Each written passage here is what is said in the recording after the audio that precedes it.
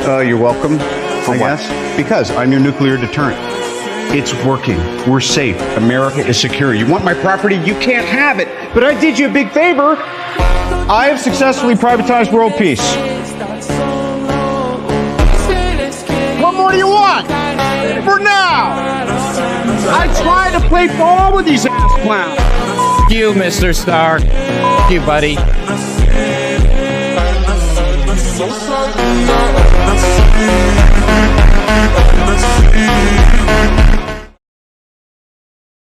In the modern world, heroic masculinity is considered dangerous, old-fashioned, possibly even fascist. Since the 1960s, the idea of great men, of strong and ambitious male leaders bending history to their will, has been anathema to high culture.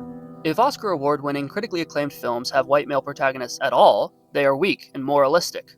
One of the good ones, existing only to serve the women and minorities around them. They must eternally self-flagellate to purify themselves of their original sin. But human biology hasn't changed. We still have the same instincts, the same Jungian archetypes of heroic masculinity are still ingrained in our brains. Those archetypes aren't allowed to express themselves in high art. So, according to the English philosopher Jonathan Bowden, heroism has gone down into the depths. Into mass popular culture, often into trashy forms of culture where the critical insight of various intellectuals doesn't particularly gaze upon it." End quote. The last remnants of heroism, of the Faustian Homeric worldview, survive in the form of Batman and Captain America. In order to survive, heroic masculinity has to make itself silly. It has to dress up in tights and boots and colorful capes. Superhero movies are so lowbrow, so uncultured, that they're off the radar of the censors. They can get away with glorifying heroic masculinity. But in order to really slide under the radar, these Nietzschean values have to play a little trick. If you look at Captain America, for instance, he's a tall, muscular white man with blonde hair and blue eyes, who batters criminals with a metal shield while dressed in an American flag. In our modern, liberal, multicultural society, that image starts to feel a bit suspect. So, to fix that, Marvel makes Captain America beat up Nazis, because a real patriot punches Nazis.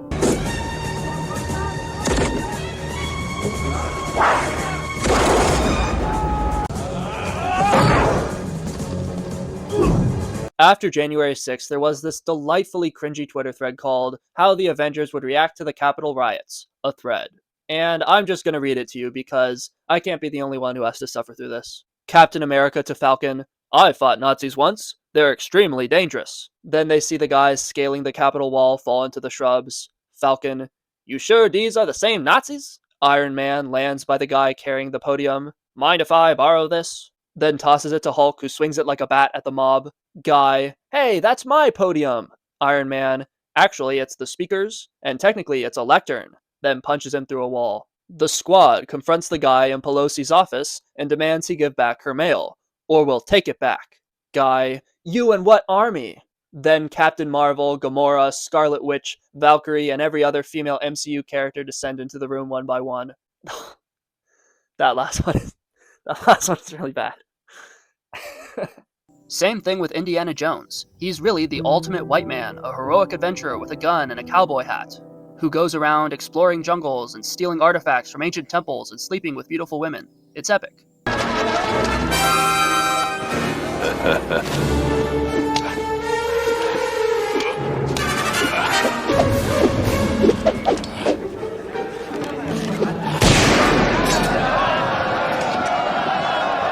But in our modern world, Indiana Jones feels a bit too masculine, a bit too heroic, a bit too American. So we throw in some scenes of Indiana Jones punching Nazis and throw the leftists off the scent, so we can get back to kissing blonde girls and shooting cannibals.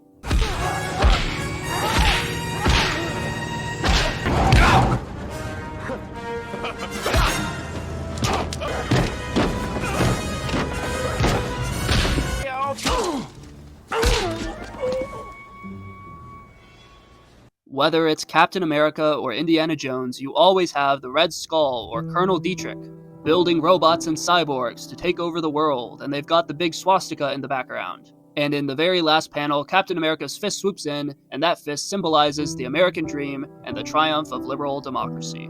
You're allowed to glorify war and conquest and masculine aggression as long as that aggression is directed at the Nazis. You're allowed to be a violent, brutal, macho individualist. You're allowed to be a blonde, Aryan warrior decimating your enemies.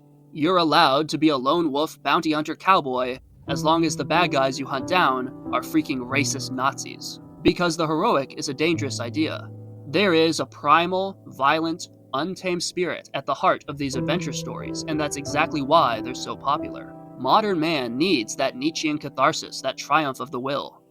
And at the end of the movie, the white man wins. Whether it's Indiana Jones or Iron Man or James Bond, the hero gets to drive a fast car and be a multimillionaire and explore the world and have sex with beautiful women.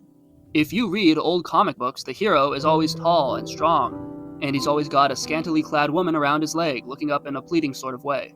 It's an archetypal male expression of amusement and play, which is totally anathema to the pacifist modern worldview. That's why we have this whole Captain America says trans rights meme. Leftists understand the mimetic, spiritual power of heroic masculinity. They understand that strength and power and conquest and nobility and aristocracy are fundamental human needs, but they want to twist it to their own ends. That's why leftists post pictures of D-Day, of the American soldiers storming the beach, and say, the original Antifa. They know it's not true. They know that those 1940s American soldiers would be considered racist authoritarians by today's standards, but they need that myth. This is also why they try to prop up muscular, masculine guys like Hassan as the Joe Rogan of the left. Another example is The Batman from 2022. It's a deeply leftist movie all about how rich white men are freaking evil and 4chan users are incel terrorists, and the last thing we need is a billionaire in a bat suit beating up poor people. Sweetie, vigilante justice is not okay. Those criminals just need more social programs. If we don't stand up for Annika, no one will. All anyone cares about in this place are these white, privileged assholes. But when you actually watch The Batman, that message kind of falls on deaf ears. When you see Batman, this billionaire aristocrat, beating the crap out of ghetto criminals, when you see him zooming down the highway on his motorcycle, when he talks about cleansing the city of filth and degeneracy, something stirs in your soul. Despite the best intentions of the filmmakers, you're always going to side with Batman. You're always going to side with vigilante justice. Because heroism will always be more powerful than moralistic nagging. The city streets are crowded for the holiday. Even with the rain. Hidden in the chaos is the element, waiting to strike like snakes. But I'm there too, watching. 2 years of nights have turned me into a nocturnal animal.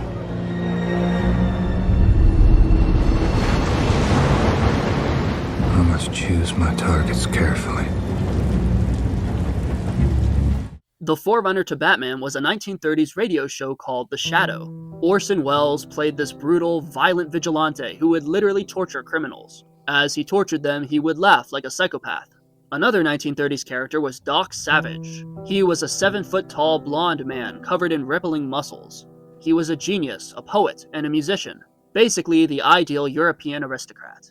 And Doc Savage owned a research institute where he would experiment on the brains of criminals.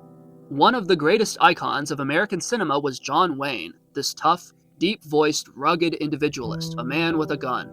John Wayne was once interviewed about his political views by Playboy magazine. They said, "What are your political views?" And Wayne said, "Well, I'm a white supremacist." And nobody cared.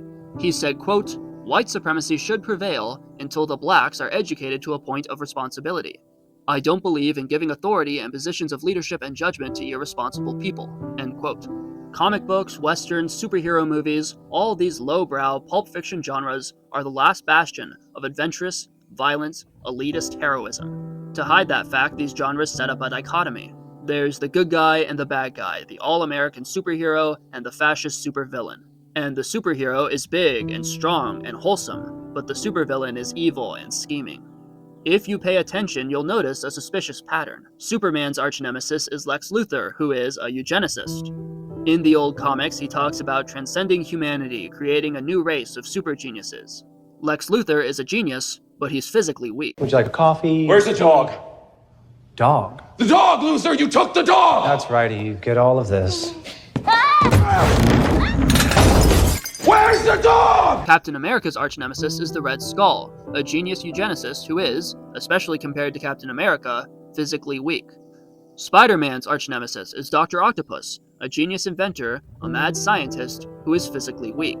He's short and fat, he suffers from asthma, he's ugly. What about the Incredible Hulk? Hulk is an idiot. He rampages around, smashing everything he sees. He is pure, brute Neanderthal strength. His arch-nemesis is the Leader. The Leader is the villain. The Leader is all brain. He has such a long head that he's in danger of falling over. He has to wear a steel brace on his head because he's just too smart. So, the Leader, the Führer, the Duce, if you will, wants to dominate through his mind. The Hulk wants to dominate by brute force. Over and over again, the comic books create this dualistic worldview. The superhero is strong and courageous, the supervillain is weak and sickly, but he's a genius. This is light and darkness, sun and moon, good and evil, brains and brawn. But I'm a pagan, I don't believe in dualism. In Nietzsche's Thus Spake Zarathustra, Zarathustra has two friends. He has an eagle, which stands for courage, and he has a snake, which stands for knowledge. That's light and darkness, heaven and hell, sun and moon. You need both. You need brains and brawn. You need to be the cultured thug. As Jesus might say, you need to be as courageous as eagles and as crafty as serpents. In the comic books, Reed Richards will always be punching Dr. Doom, and the Aryan Captain America will always be punching the Red Skull, and the Hulk will always be punching the Leader. In mythology, Hercules will always slaughter Hydra, Thor will always slaughter Jormungandr, Apollo will always slaughter Python, Yahweh will always slaughter Leviathan. But if you combine the serpent and the eagle, if you synthesize the Hulk and the Leader, you have a new type of man. An overman, an ubermensch, a superman, if you will. Or, as the MCU portrayed it, you get Smart Hulk. For years, I've been treating the Hulk like he's some kind of disease, something to get rid of. But then I start looking at him as the cure. 18 months in the gamma lab. I put the brains and the brawn together. And now look at me. Best of both worlds. Excuse me, Mr. Hulk? Yes. Can we get a photo? 100%, little person. I still can't believe that a Marvel movie has a scene about integrating the shadow. Carl Jung would be so proud. Plato talks about this. He says that the gold souls, the best of mankind, must become kalos ka'agathoi, uniting physical strength with intellectual genius. He said they should learn both athletics and music. Sir Arthur Conan Doyle wrote that, quote, "The classical ages of Greece, which showed the highest intellectual average seen in this world in a single population, produced also the finest physical types which the sculptor has ever committed to marble." That's no coincidence. Beautiful bodies and beautiful minds go hand in hand. We know this scientifically. IQ correlates with physical beauty, with facial symmetry, height, and overall health. In the European tradition, aristocrats were powerful warriors, but they also wrote poetry. They learned Greek and Latin. They read the classics. In Japan, aristocrats were trained to be warrior poets, fierce killers who could slaughter their enemies in the morning and spend the evening writing haikus in the garden. So how do we keep the aristocracy strong? A lot of chronically online Julius Evola bros think we need more wars to make men tough again. But that's a pretty stupid take. If we want our civilization to be stronger, killing millions of our healthiest young men is not the move. There is something beautiful about war, but the beauty it destroys is far greater. Amputated limbs, shattered skulls, young men permanently mutilated, going back to their families with missing arms and eyes, entire forests and villages blown to smithereens, mothers who will never see their sons again. Is all that horrific ugliness really worth it? Besides, if you focus too much on war, you don't have leisure to pursue high culture. That's why Sparta didn't produce any beautiful literature or sculpture. In terms of art and philosophy, Sparta was totally mogged by the democratic Athens. Sparta was a strong, healthy, aristocratic civilization, but they were too focused on war. They didn't spend enough time on beauty. Nietzsche says that truly great cultures develop in times of peace and prosperity, like the decadent aristocracy of the 19th century. Nietzsche's horrific experiences tending wounded soldiers during the Franco-Prussian War taught him that war does not promote beauty and excellence, it promotes ugliness and decay. As he wrote in The Nachlass, "If we could dispense with wars, so much the better. I can imagine more profitable uses for the 12 billion now paid annually for the armed peace we have in Europe. There are other means of winning respect for physiology than field hospitals." He's right. There are better ways to make people admire strength and courage. I think movies and comic books are a good place to start. Heroic characters like Batman, John Wayne, and Indiana Jones promote implicitly Nietzschean values.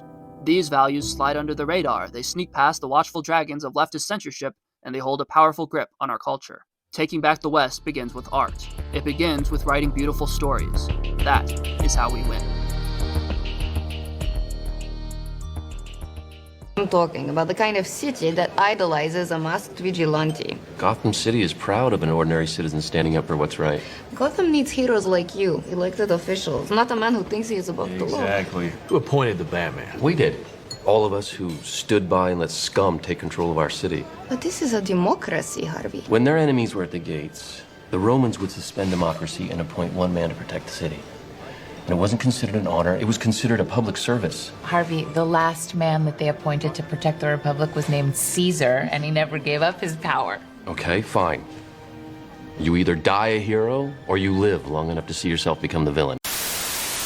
These are exciting times. The channel is growing. People are waking up. The masses are becoming Arthur Greenwood pilled. But we still have a long way to go. My last channel was demonetized, and they might do the exact same thing to this one. So, if you like what I do and you want to help me out, if you want to help my channel grow, there are 4 things you can do. 1. Leave a comment. Just say anything, literally anything, and that will be a huge help for the algorithm. 2. Send the video to a friend. I know you have some normie friend who needs to hear this. 4, most importantly, consider joining my Patreon. You'll get access to the Arthur Greenwood archive, where you can watch my really controversial videos that I can't put on YouTube, including my really old videos from when I was like a democratic Voshite socialist. There's even the hour-long debate I had about anarcho-capitalism. You'll also get to join our members-only Discord server, where you can talk with me and the boys about life and politics and history. It's a great time. We have weekly phone calls, and I have genuinely become really good friends with some of the guys in the server. Because we have to stick together, you know? It's rough out there.